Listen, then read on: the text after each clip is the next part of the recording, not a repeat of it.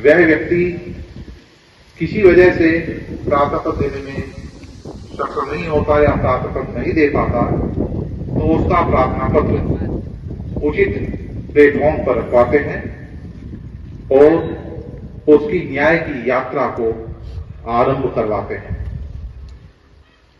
इसके बाद अगला चरण आता है कि जब किसी व्यक्ति का मुकदमे और लोक को न्याय दिलाने में अपनी भूमिका बखूबी निभाएंगे, क्योंकि जो लोग दूसरों को फूल देते हैं उनके हाथ भी खुशबू से महक जाते हैं।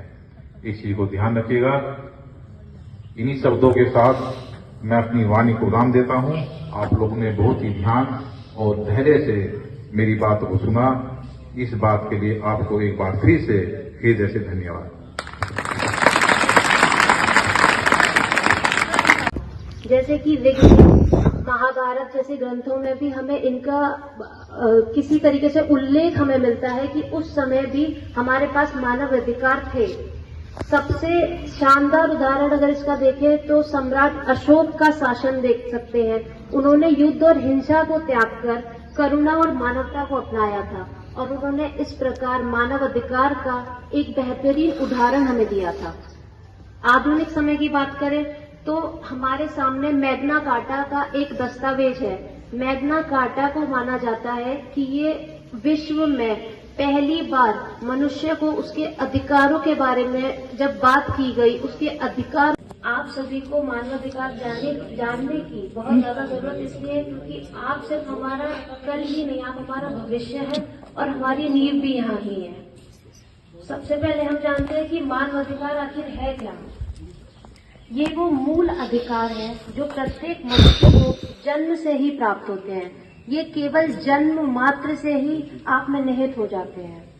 ये अधिकार इंसान के जीवन में गरिमा, स्वतंत्रता और समानता को सुनिश्चित करते हैं। ये अधिकार सार्वभौमिक है, यूनिवर्सल है। मतलब यह किसी धर्म, जाति, लिंग, भाषा या किसी भी प्रकार के भेदभाव का कारण नहीं हो सकते। किसी भी में लिखे गए। उसके बाद इंग्लैंड के ये मैग्ना कार्टा हमारा इंग्लैंड के राजा के अधिकारों को सीमित करता था और जो उसके नागरिक थे, नागरिकों के स्वतंत्रता को सुनिश्चित करता था। इसको समय दर समय हमने 1776 में अमेरिका की जब स्वतंत्रता हुई, 1789 में फ्रांस में declaration of rights of man end of citizen जब हमारा लाया गया, इनकी अवधारणा से मजबूत बताया।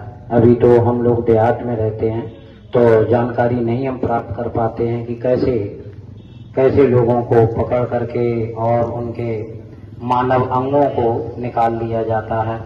और ये जो इसका टाइटल है कि न्याय चला गरीबों को या आप तक कानून, परंतु आपके फैमिली मेंबर्स या और लोग इससे पीड़ित हो सकते हैं। उनकी मदद किसी न किसी तरह से आप लोग कर सकते हैं। गरीब लोग जो वकील नहीं कर सकते हैं तो निःशुल्क ये मदद शासन प्रशासन की ओर से आप लोगों के लिए की जा रही है और आप इसका लाभ पहुंचा सकते हैं। अभी जैसा आपने कहा था कि अगर हम किसी को फूल भेंट करते हैं तो कुछ खुशबू हमारे हाथों में भी रह जाती है।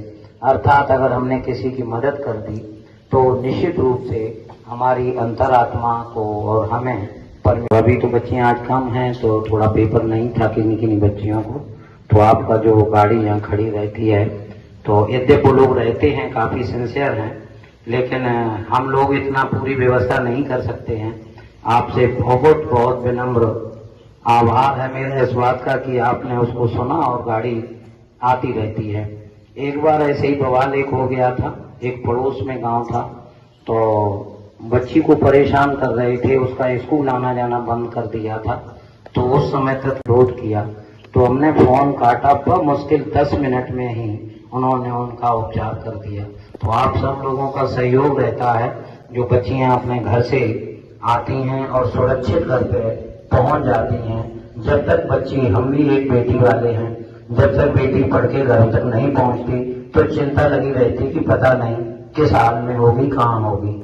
और आप सब लोगों का निश्चित रूप से आप लोगों के ही कारण हम सभी सुरक्षित हैं और हम दिशा निर्देश दें। यहाँ उपस्थित सभी लोगों को मेरा नमस्कार। मेरा नाम महाराज सिंह भाटी है, मैं प्रभारी निरीक्षक हूँ थाना किशनी का। तो वैसे तो हमने काफी कार्यक्रम किए हैं। हमारा अभी एक चला था ऑपरेशन जागृति नाम से एक कार्यक्रम चला था, तो जगह जगह हम स्कूलों में गए थे, गाँवों में भी गए थे, तो सभी को जागरूक करने का प्रयास किया गया। तो उसी में मैं थोड़ा सा बता रहा हूँ, जैसे प्रिंसिपल साहब बता रहे थे कि रास्ते में कुछ लड़के खड़े हो जाते हैं, हम वैसे भी प्रयास करते हैं कि